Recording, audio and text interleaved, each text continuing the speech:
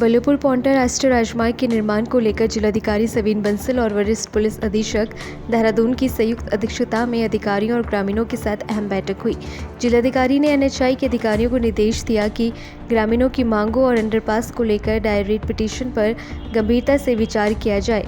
उन्होंने स्पष्ट किया कि हाईवे निर्माण स्थानीय बच्चों, महिलाओं और बुजुर्गों की सुरक्षा से समझौता करके नहीं किया जाएगा।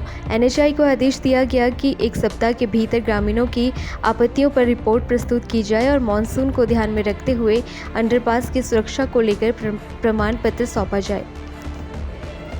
देखिए, जो हमारा फिजिकल इंफ्रास्ट्रक्चर है, कैपिटल इंटेंसिव इंफ्रास्ट्रक्चर है, वो लार्जर इन ट्रस्ट में अवश्य होता है, ज़रूरी होता है। उससे हमारी जो ट्रांजैक्शन कॉस्ट है सोशल सर्विसेज की वो न्यून होती है। पर इसके साथ साथ कुछ हमारी सोशल रिस्पॉन्सिबिलिटीज़ भी बनती हैं। जैसे जो लोकल लोग हाईवे के निर्माण से प्रभावित हो रहे हैं, तो उनकी क्वालिटी ऑफ लाइफ एनहांस होनी चाहिए, ना कि डिग्रेड होनी चाहिए।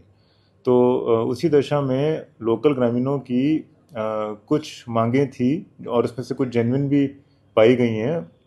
इसी क्रम में एनएचआई को निर्देशित किया गया है कि within a week time जो ग्रामीणों के कंसर्न्स हैं, जो उन्होंने राइटिंग में उनको उपलब्ध करवाए हैं, रिकॉर्ड पे अवेलेबल हैं, उन सब को with evidences and their reports reply back करें।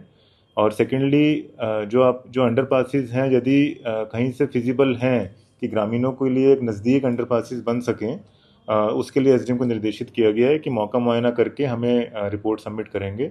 यदि कहीं पे भी फिजिबिलिटी पाई जाएगी तो छोटा ही सही लेकिन अंडरपास उनको रिकमेंड किया जाएगा।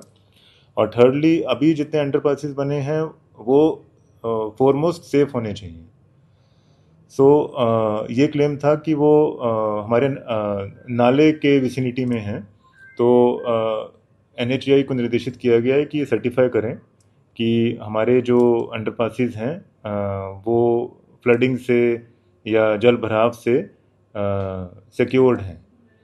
तो they will submit the certificate in a weeks time. और इन सभी की कंप्लायंस रिव्यू मीटिंग फिर दोबारा की जाए। करें देवभूमि इंसाइट।